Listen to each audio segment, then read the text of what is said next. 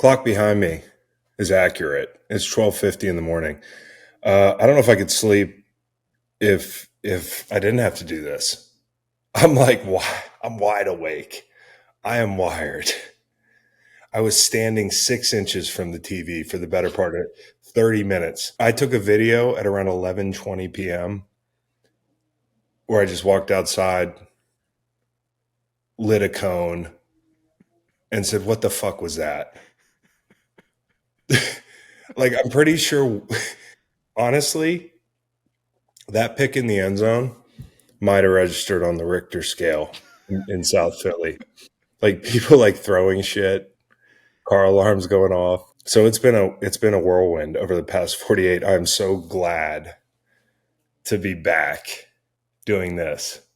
I mean, seriously, my wife, like last night, walked down and she looked at me and she was like, "I love you. You're happy." Like, she said that with her eyes, like, it's like, finally, this motherfucker is happy. Football's back. So it is interesting looking at the games the last two nights, because you had last night a game where I read the comments on YouTube. I do, because we're still a startup and we only get like 100. So I like to see which fan bases are like insane. Last night, I came away from that thing being like, oh, there's just nothing you can say without people getting agitated, because they've got pent up emotions a whole offseason long waiting to know who their team is. And the fear is that, like, after game one, if you lost, that's who your team is. I'm not saying Baltimore is not going to be really good. I think they're a playoff team. But 30 minutes before the game ended, I'll put it this way, before Jordan Love got hurt, and now I don't know what's what, I would have walked away from this game and said, Green Bay can be good this year. Like, I'm not saying that to slight Baltimore, but I walked away last night and I was like, yeah, Baltimore's got some issues. They got to fix these issues. I didn't think Green Bay played well tonight, and they looked dangerous. Like, there were times when that team looked in sync, and we'll talk about that. But more than anything, the story over the last two nights has been the flags, right? Like, you have 8 million, seriously, in Sao Paulo. It was insane. Those poor Brazilians, they were like, fuck football. We're sticking to soccer. Never bring it here again. It's like, what are the rules? I was forgetting what the rules were. They had referees who were losing their voices. Fouls by both teams during the play. Illegal formation by the kicking team. Number 58 was not lined up on the line of scrimmage. So you know that there's been a lot of penalties when Ronald Torbert is losing his voice early in the third quarter. Guy did an Achilles, looked like. There was a guy that did his Achilles, maybe. They were down a man. And they were like, can we load manage these guys? Because just going to the pocket that many times has got to be exhausting. Yeah. Like, that's a rotator cuff waiting to happen. But somebody popped an Achilles. I hope not. And that's a fucked up thing about being a ref. Like, Jordan Love's not on the field, and we should be. We're all frozen.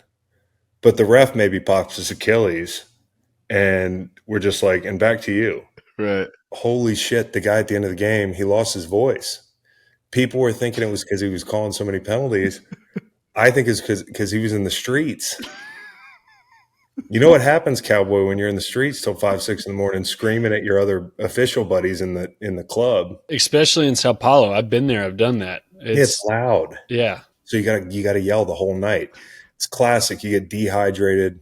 You drink 1,000,000 beers. You're out till 4 in the morning yelling at your buddies. And then you got to call a game. It's like a bachelor party if you had to wake up and call a football game. And I'm not complaining about the officiating. And this is another thing I'm not going to do. I'm going to make it a policy on these, because I don't have the all 22 yet, which I should say. Like, when you see somebody react to a game at 12:50 in the morning, I'm not sandbagging, but I don't have all the info. So, this isn't scripture, nor would it be anyways, because I'm not the smartest fucking guy in the world. But I'm not going to sit up here after all these games and immediately declare a winner and a loser in the who got fucked by the refs competition.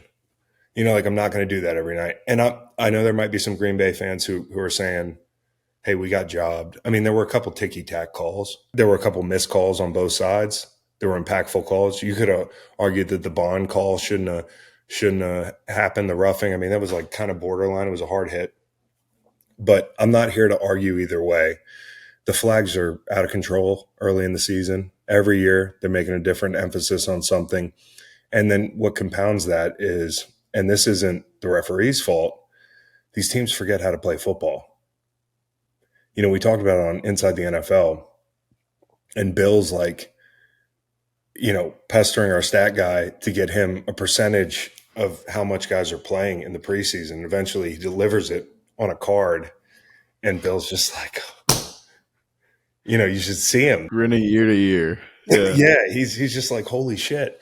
And it makes perfect sense when you look at all the flags, the laundry on the field. It's not just like, hey, the officials are trying to be the main character. You know, there's also a lot of like just stupid shit that's happening. And I thought, you know, like, again, both games marred by penalties. Both games went my way as a bettor. Okay, so I'll admit that. And there were moments where I was like, hey, they held Jalen Carter on the flea flicker or whatever it was. They missed some calls both ways.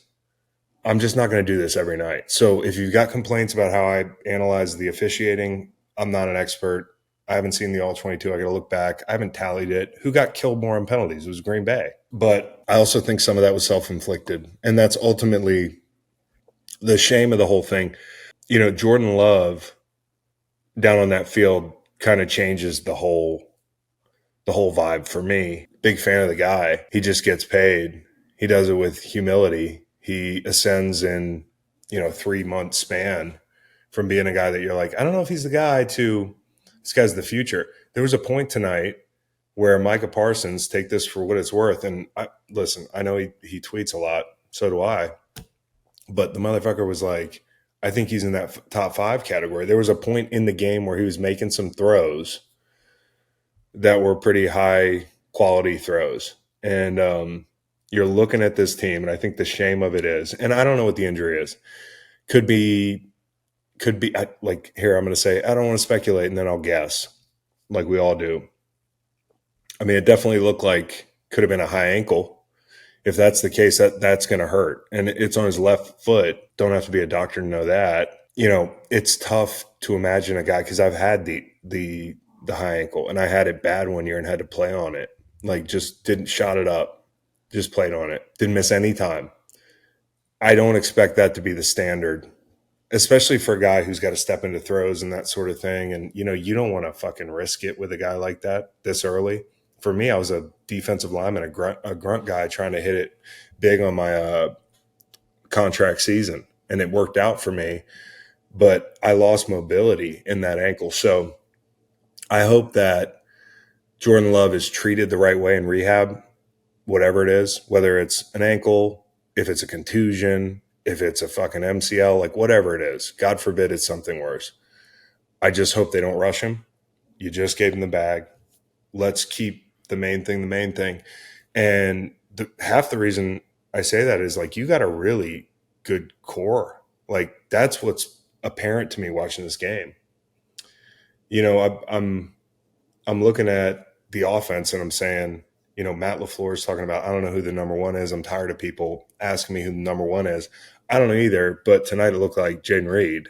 And he's not like a guy you think of as a typical, just like stick him outside number one guy, like a big target or a possession guy or just straight line speed guy. He's shifty.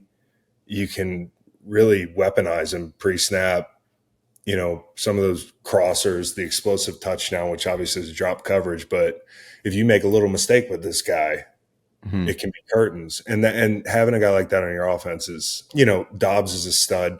I'm number one member of his fan club. Dontavian Wicks, love him. He slipped tonight. He didn't get on the board, but he's still a player. And you look at moments late in the game when they have that element on the ground, late and early. I mean, there was, Wilson had a drive where, they're standing in that too high shell, and they're like, fine, we're just going to jam it down your throat. And the broadcasters are talking about, here comes the play action pass. And I'm like, I don't know, because it was working. I think Reed had an end around on that drive. Yep. And, you're watching them when they're actually in phase and they're not making mistakes. And you're like, the shame of it is this quarterback at the end of the game is laying on the grass there. And I'm seeing what's a really promising season possibly get impeded by a freak injury, you could blame it on the grass. I'm not going to blame it on the grass. The grass was awful. And, at the end of the game as an Eagles fan, you're like, here we go again. I mean, even with 30 seconds to go, you're like, one guy slips, didn't go so well for them in the Super Bowl with bad sod. This is Brazilian grass. It's unpredictable. And the NFL, honestly, is fucking culpable there. You send these guys down 10 hours, whatever it is, the first game in the Southern Hemisphere. It's a Friday night game. It's a banner night for the league. You're lucky nobody got hurt because of the grass. I don't contend that Love got hurt because of the grass. He was pinned under Jalen Carter. It was a freak play.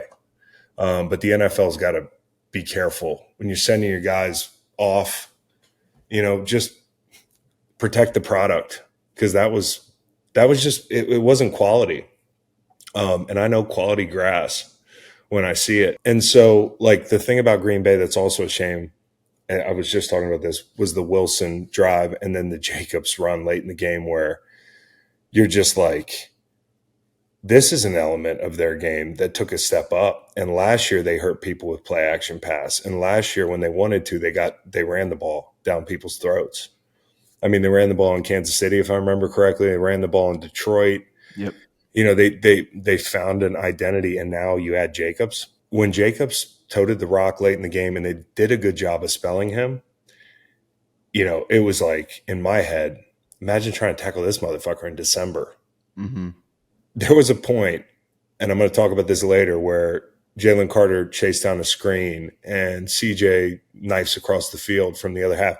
And he gets in on the play because he's a fucking stud. He's a warrior. He's out there. He's a missile. I love the guy. He raps. Something happens to his hand, and he's on the ground. And they get the camera on him. He's like, on my mama, I'm going to get you, motherfucker. Yeah, that was awesome. And I'm like, oh, he's okay. And he's going to get somebody. Well, he had his shot at Jacobs, and he had a full head of steam, and he went in there just like kamikaze, man. And Jacobs just ran through him. His fucking thigh, it just went pop. And I'm just like, I'm imagining, the steam coming out of motherfuckers' face masks at Lambeau, and Josh Jacobs being like, you can get me in December. You know what I mean? Yeah. It adds an element now. And like I said, there were drives where you're waiting for the play action pass. So as a coordinator, you're like, are they going to do it? Are they going to do it? And they just keep running the fucking football. And so there's a lot to be excited about with that offense.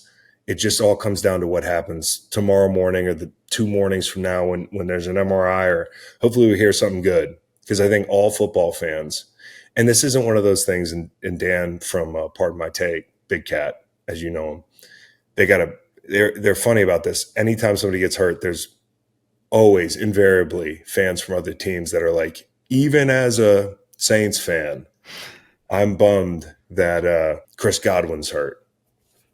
I'm not saying it like that. I'm saying there are some guys in this league that obviously everybody loves. And Jordan Love's one of those guys that I think fan bases all over the country can get behind and say, hey, this guy's a good kid. I love his story. He sat for years. He stepped up last year. He got paid. He did it with humility. And now he's on the fucking turf in Sao Paulo. It sucks. It was a bad way to end the game for the NFL. Not that they're culpable in that injury. It's just bad luck. And it sucks for the Packers. Now, defensively, that front's fucking awesome. Quay Walker looks a little like quicker. Yep. And he's a big dude. When we went to Green Bay for camp, and Eagles fans, bear with me, okay? Because I'm going to talk about the Eagles plenty. We're giving it to Green Bay for a second. They're our guests, okay? People say we're not good hosts. Let's be good hosts, okay? So, and I know we won the fucking game. We're awesome. We'll get there. It's a good team you beat. So Quay Walker looks lean. He looks energized. On that pick, Jalen's terrible throw, but he's running down the fucking seam with he was carrying Smitty. Yeah, carrying Smitty to the second level and, made some plays. He wasn't perfect, but I thought Quay looked good. Bullard is made of concrete. Same stuff Jacobs is made of. There's a couple guys up there.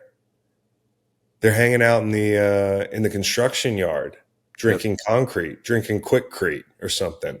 Because these motherfuckers are stuck. Like Bullard, when A.J. Brown ran into him and crumpled into a ball, I was like, holy shit. And then they were like, Bullard, 5'10", 185. I was like, there's something different about that guy. And it sucks to not give you any better commentary other than that guy's like maybe a badass. But McKinney, immediate impact. And the defense in general did not have those what are you doing moments that plagued them. Like, why is Quay Walker out there lined up across from that fast guy? Stuff like that. I can't, again, make a determination on how Hafley called the game without looking at the All-22. But, again, I look at this team and I say, it's a shame because there are positives. Ultimately, though, negatives outweighed the positives. And that's kind of why I ended up losing that game. He came all that way. He made a bunch of mistakes. And, again, you can chalk some of it up to the preseason. Penalties were everywhere, right? The refs are going to be America's team this coming week. Touchdown off the board, 24 players on the field. I've never seen anything like it. It looked like fucking water polo out there. Just too many people. You think about a chance to just punch him in the mouth there. And if you go up 14-0 in that game early, I don't know. You had your chances 2 times in the red zone. OPI in the red zone. You miss Watson down there. And as much as I talk about the good throws Jordan Love made, don't worry if you're sitting here thinking like, he fucking sucked late in the game. I'm going to get there. They had 0 timeouts with 10 minutes to go in the second quarter. They had a terrible 2-point play. Jalen Carter, jumps off sides. The whole city's like, fuck. And I'm sitting there on the couch like, all right, because I play Madden. And I'm like, all right, they might go for 2. Like, I don't know, somebody could slip. Ended up just calling the most vanilla play ever and didn't stress the Eagles at all. You end up 12-7. It's a different deal there. So 2 penalties on the last drive. One of them was ticky-tack on Alexander.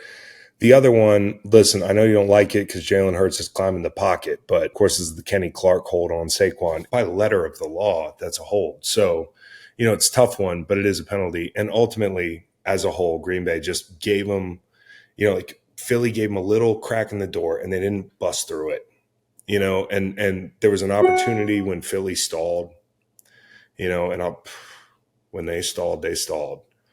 And Green Bay just couldn't do anything with it. And it ultimately was on Love. And I don't know what was going on with him, and he had his games last year where he'd play really well. And then, he'd have his spells like the New York game or something like that. So I chalk a lot of this up to preseason, but he missed some throws. Like he just missed some throws where, he was behind Dobbs or, like there was a drive where he missed like 2-3 in a row. Missed read over the middle, then a little behind Dobbs. And there were 2 illegal shifts on that drive as well. And it was just a bad drive. And Zach Bond, who I'm going to talk about in a little bit, drilled him on that penalty. And I don't think it was dirty or anything, but it was like kind of from that point on, the bad throws kept happening. And they were panning, out of the commercial to him with the therapy gun, the Theragun on his calf, which means he's got an adhesion or he's feeling something. I don't know if he's feeling it in his Achilles or his calf, but I'd imagine that makes it hard to push off. Not making excuses, didn't make throws, And the pick, I'm going to give Blankenship a lot of love, but Kirk Benkirk, who's a big personality on Twitter, former NFL quarterback, Wahoo. He's got a great video game fan base. Guy's like a huge Twitch guy. He's twitching all the time. He says he can kick my ass in Madden. We'll see one day. This dude claims, and I trust him, that Musgraves actually got across that safety. And so not only was it a great play by Reed Blankenship, but it's also like kind of an operational thing. So yeah, mixed bag, Green Bay, enticing, man. Like the bones are there. let's just pray for the right outcome on the MRI or whatever it is. The last thing on Green Bay, holy shit, you got to work on your Hail Marys there. I was like, here comes Liberty's own Malik Willis. Let's see. I mean, you throw the ball 85 yards. Ironically, the most live arm in the league. He just couldn't even get it out of the fires holster. the gun. Couldn't even get it out of the holster. You know what I mean? Shot himself in the leg. But when he took that sack, I was just like, oh my God. Like, talk about just a brutal ending. And before I'm critical of Jalen Hurts, I just want to say this. He was good for a lot of the night. Like, he made some big throws. The one in the end zone, he put some touch on that thing. Motion on that play. I think I mentioned that. And then, you had A.J. Brown, Smith on the sideline. And finishing the game the way he did. That's the type of guy that's the best friend of a 4-minute offense. If you just make the right decisions, he can churn it with his legs. I like when he's decisive and he pulls it down. Get to the sideline, find a crease and go. Some of these plays where he's extending, as we're talking about, they don't do it for me. When he tucks it and just goes, and I sound like a real simpleton saying that, but if it's not there, don't extend the play. Just go. And I thought, like, down the stretch, he used his legs. And if he's the type, if he has the mindset right now where he's like, hey, I'm saving that for late in the game, that's great. But also, in some key situations, it wouldn't be bad to see. And I know he's got that in his bag. But I will say this, like, gutsy performance from him, overcoming a couple really bad sequences. That's another thing. The stuff I'm about to describe was bad.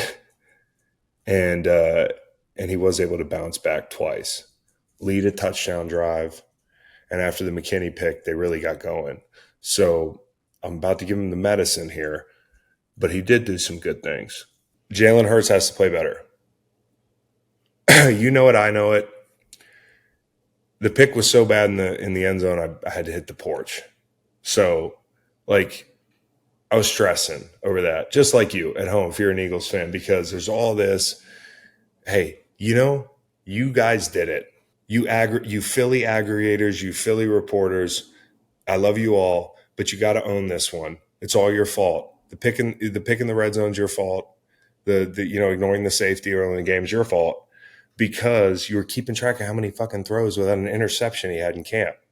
Like, that's like sitting in the dugout and being like, you got a no-no? You don't do that. And the minute I started seeing that, I was like, it's good. And plus, they didn't play in preseason. Same thing I'm going to say about Jordan Love. But he has to play better. Because, like, this team can win with imperfect QB play. You just saw it. And there are things he did well.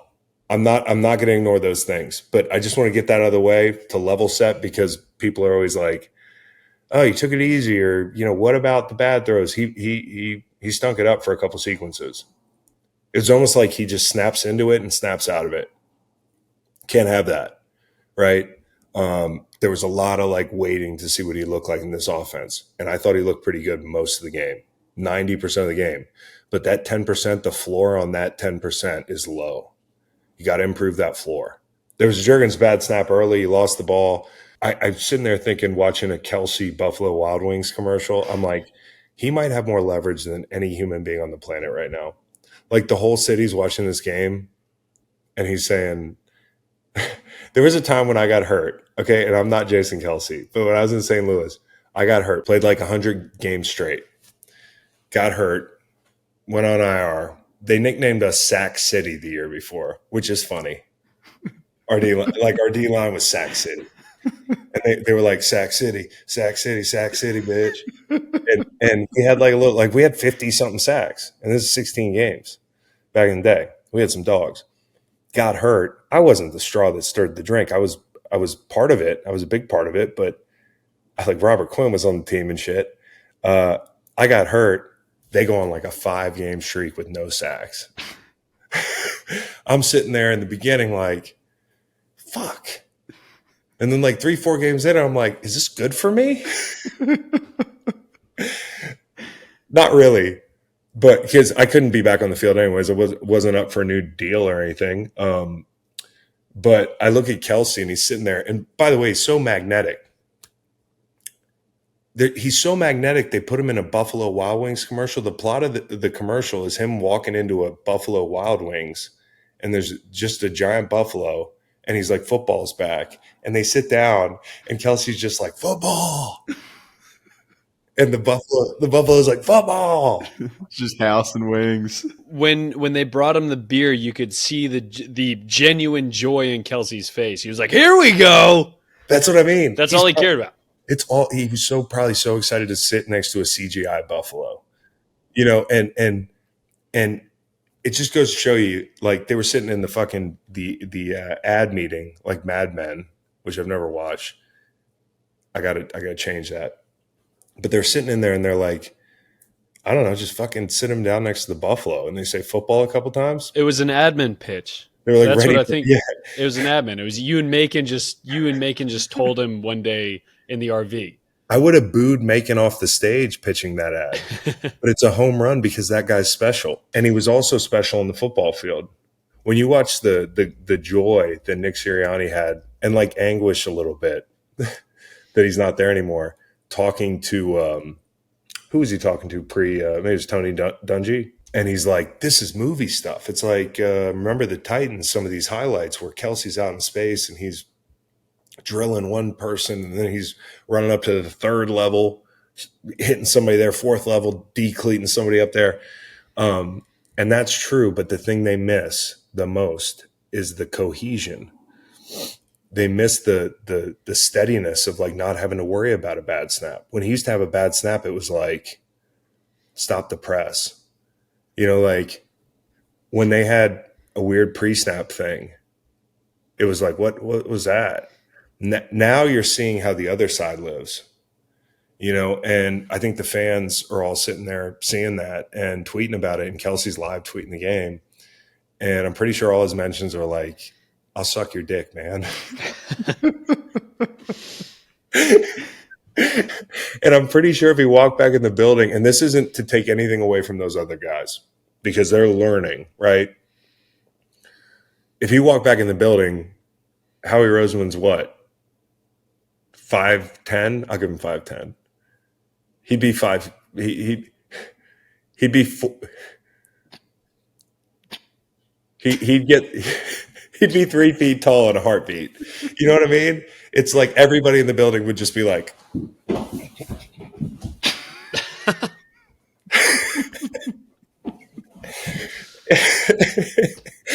and so I just look at him and he's like, he's on TV.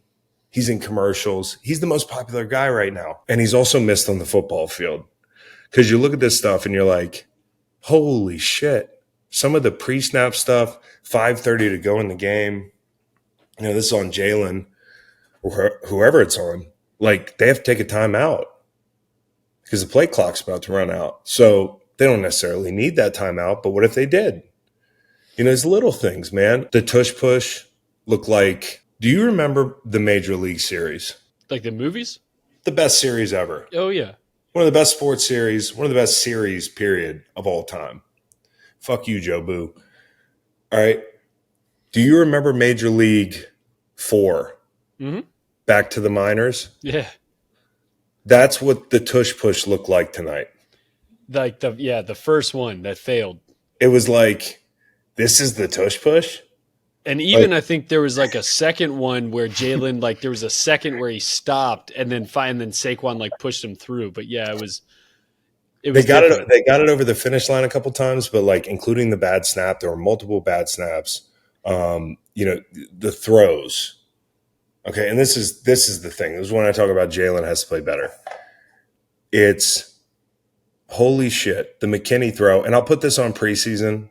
But like it's like McKinney had invisibility cloak. It was like at first there was a flat wall of zone defenders underneath. And he's thinking, Smith's just going to run through this wall and I'm going to fit it in there in the middle of the field because the safety's not there, or whatever he's thinking. And Quay Walker, who impressively runs with Smith, stride for stride kind of, is right on him. And he's going to have to throw that ball back shoulder or something. I don't know. But he takes something off it. which I texted Dan Orlovsky to be like, what's he thinking there? And Dan's like, I actually think he didn't see the safety at all, which kind of confirms what I was thinking. He's thinking it's zone. And then when he sees this man, he's like, fuck, I got the matchup I want. I got Quay Walker on Smith. Let me go there. And he doesn't see the safety, so he takes a little off it. Right? And so, you know, it's lapses like that. It's lapses like the red zone. The pick in the red zone. Nolan, I'm texting you the whole game. I'm going, stop rolling right. Tuck it and run. Be decisive. There has been nothing good that has happened rolling right tonight. And I also feel like that's kind of a thing. Like if you can keep him muddied up on that right edge, Yeah. it's not like a good spot for him. And I thought Green Bay did a good job of keeping him in the pocket. But he finally gets out of the pocket in the red zone. I know he took a sack in the red zone earlier, but that doesn't mean burn the ball into the end zone. There's like five people back there. I don't know exactly what coverage they were in, but it wasn't too deep. I think getting late in the down, it's just like, you know, you're like the old adage of you just don't throw the ball late over the middle. And to your point about just not seeing McKinney, it felt like that was the same thing that happened the play before the red zone INT with Nixon in the flat. I mean, put it right on him. And that's where it all started. You know, you could see it where you're like, things are going so good. They had just pounded the ball. Like there was a sequence where they got the ball in the red zone and they gave it to Saquon like 3 times. And the second to last play, Mekhi Becton and Lane, who they ran behind a lot, it might have been Kenny Clark. I don't want to disrespect anybody, but they actually took somebody for a ride. You know, and if it was Kenny Clark, that's pretty fucking impressive. And Becton's a big man, so there's nothing you can do about it. It's a wall of water coming at you. It's a tsunami. The Schuylkill tsunami is what I'm going to call them.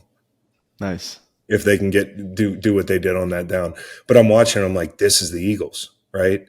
And, you know, they get cute after that. They have second and short, and they're, you know, it's like quarterback run stuff doesn't really work out.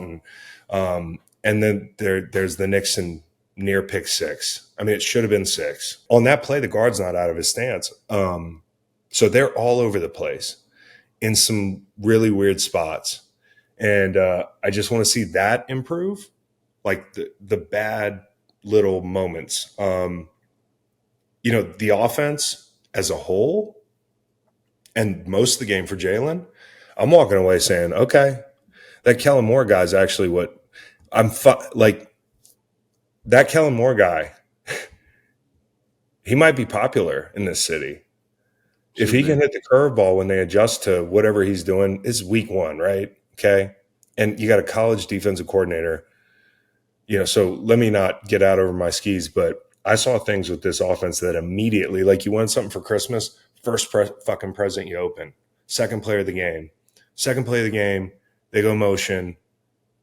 Smith comes across formation, corner bumps out with him slightly. You got Brown on a linebacker and he drops the ball, but like, I'm like, oh my God, they motioned somebody. I remember New England last year, they tried it like a couple times and then they just like, fuck this shit. It feels like learning how to ride a bike or something, watching them do it last year. And tonight it looked like they knew what they were doing. Like it wasn't like they were just like, hey, let's motion some guys. You know, the touchdown out of the half, there was motion there. Yeah, they were 65.8% motion rate tonight, that being the highest mark in a single game for the Eagles since 2020. And Jalen clearly likes it too. On plays featured motion, this is all per Next Gen Stats, 15 of 21 for 212 and 2 TDs. Plays without motion, 5 of 13, 66 yards, 2 picks. They were also just good play designs. You know, like, and I saw Shipley in there, like with some two back stuff, and Shipley in motion.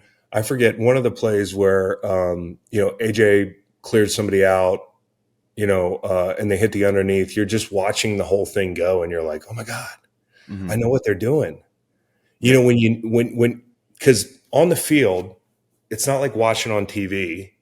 We sometimes know what they're doing before the defense does. And we sometimes can tell the purpose of the play before people in the field. And we're sitting there and I know you feel it. If you're an Eagles fan, you're like, oh my God, they did that on purpose. And it sounds simple, but versatile alignments. You pointed this out, Nolan, like you saw those guys in different alignments. That was great. Guys in the slot. Yeah, AJ in the slot a lot. Like that's just such a tough matchup. You got to, whether you're going to bump a safety down, you're going to have a size mismatch with a slot corner. That's going to be one they're going to take advantage of a lot.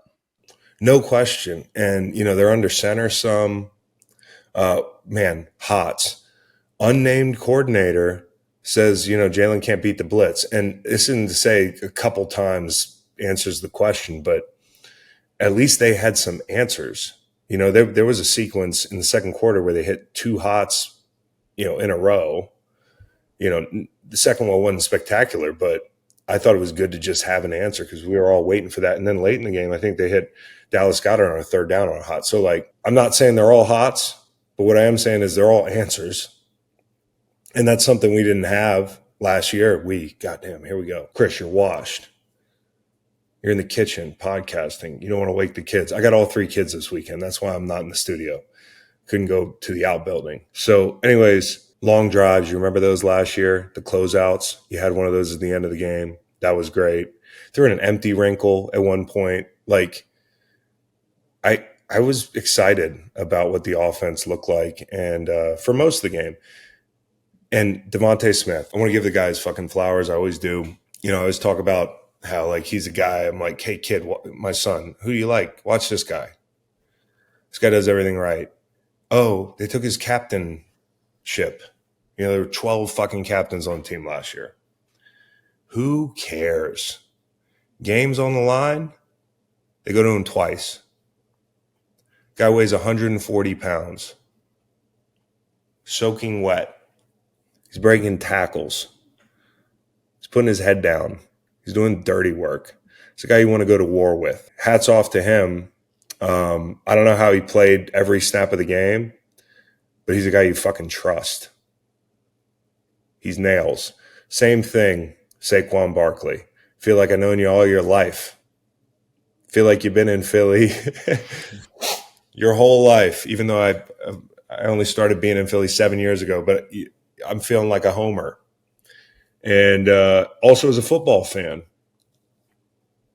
I was on teams that sucked. And, you got to be Saquon Barkley good for people to know who you are when you're playing on a team like he's been playing on, right? And to watch him, first off, first person I saw in warm-ups, Saquon Barkley, almost shed a tear in a black Eagles helmet with black pants. I was like, hey, that getup looks incredible. Well, it's Saquon Barkley. Of course, he's going to look cool in it. But sight for sore eyes. Not only is it a running back that Howie Roseman's invested in, but one of the best of our generation if he's healthy, right? He's that good. And you could see it immediately, what he adds to this offense. And when he took the ball for 33 yards, it wasn't like Xavier Worthy, Chris off the couch, but I was 6 inches from the TV. And, to see him after the game smiling, that sort of thing, good for him. We do deserve nice things. Let's take good care of this guy. Hope he stays healthy. Because if he does, this is going to be a fun year on offense because of that dude. So the offensive line play, I shouted them out. Can't give you a real assessment of who played perfect, who didn't. But you saw some Philly front stuff. And Stoutland did a good job of getting that group ready. You go on the road. It's not, hostile environment per se, but it's Brazil. It's a long way away. You've got the right guard spot, the center spot. They survived, Love to the defense, dude. That's what I have here. Give some love to the defense. Finish this thing with some love for the defense.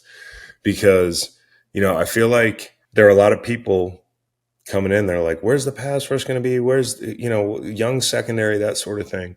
And these are all concerns that I have too at times. But they really hung tough. You talk about giving up 29 points to this team, and there were moments where it felt like Green Bay was moving the ball at will, including coming out of the gate where they're playing with tempo and they hit you on a fucking touchdown and you got 12 men on the field. Thank God, 24. Green Bay's trying to tempo you. They're throwing the ball at Mitchell, you know, who hung tough and played really well. Drop one guy late in the game, but he played really well, and they tested him. And Green Bay came out and looked really sharp. But as a whole, they gave up 29 points to Green Bay, 6 of them on short fields with the offense. Could have been 14 if they weren't on their shit. New coordinator. Gave up 1 explosive touchdown. I'm sorry, but like this is like D coordinator speak. A lot of times after a game like this, and I don't know how Vic coaches. I would imagine he's just going to walk in and motherfuck people maybe. But, you know, I've had a lot of coaches who walk in and say, hey, guys, we just gave up 29 points to that group. It's the highest paid quarterback in football. They're 4 deep at wide receiver. They brought in one of the toughest running backs in the league. They've got a good offensive line.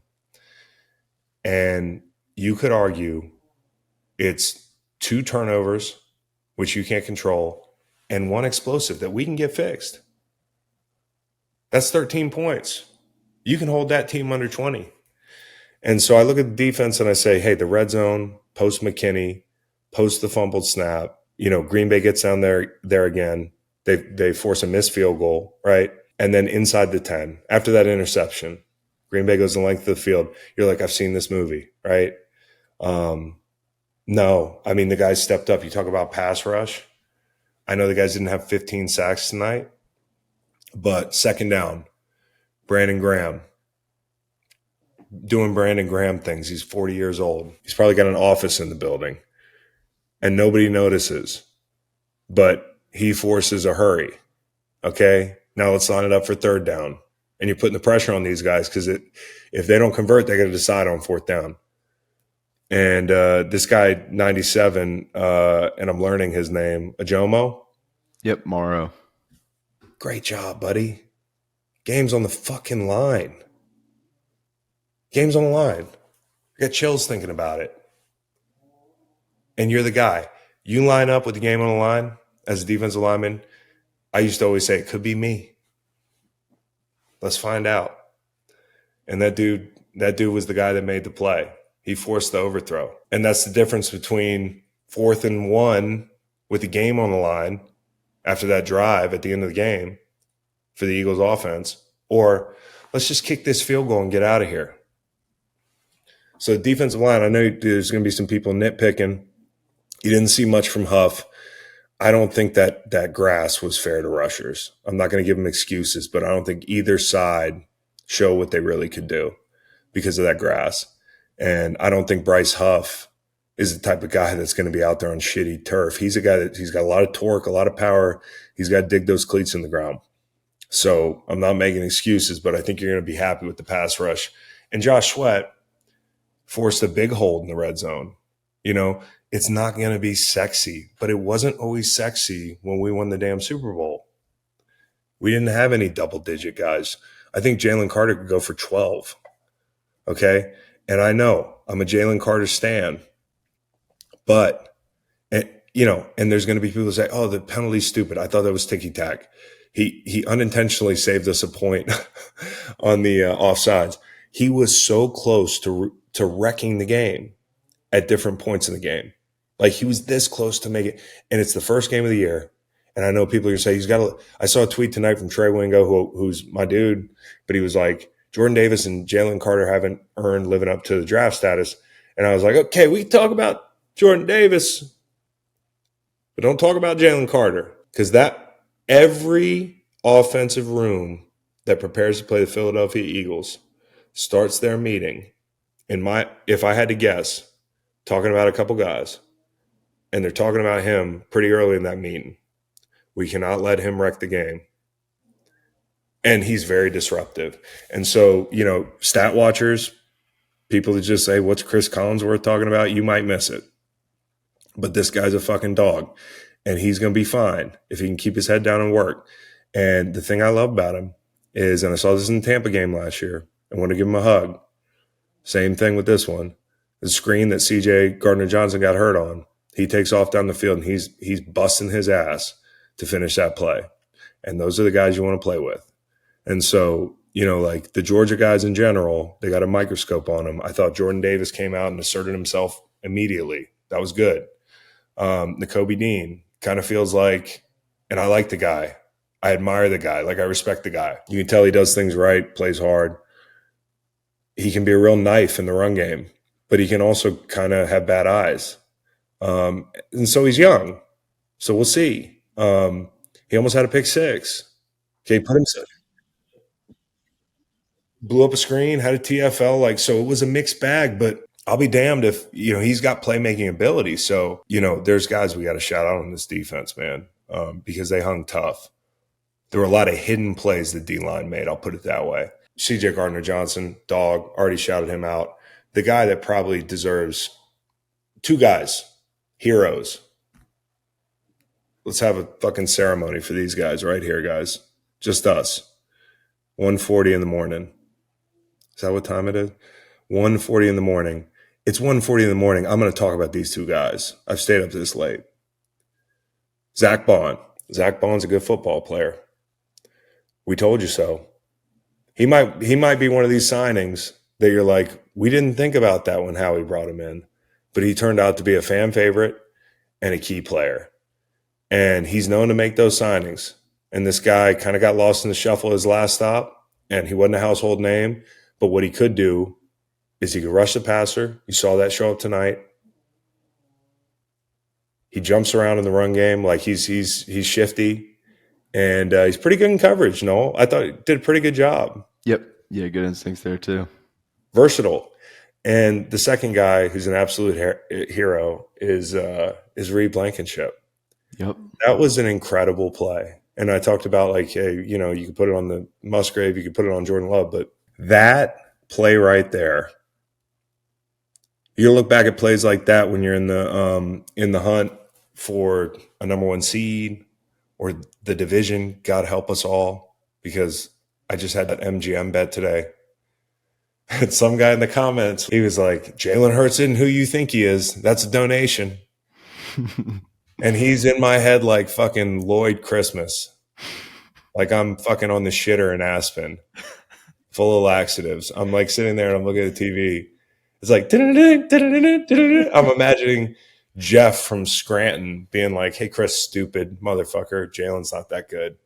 So I need you to win the division, please. But Reed Blankenship's play at the end of that game was one of those plays where you're like, that could be a difference in a lot of stuff happening or not happening this year. I mean, that game came down to plays like that. So defense, kind of heroes. Offense showed a lot of potential. And Green Bay, I hope the potential is not wasted because of a freak injury, trying to move the ball down the field with 30 seconds to go in the damn game, because they did a lot of good things. They also did a lot of sloppy shit. Guys, don't play in preseason. It will improve. I cannot wait till Sunday. Thank you for watching. Packers, great organization, great fans. Enjoyed our time up in Green Bay for camp. And Birds fans, you know what time it is. Go Eagles.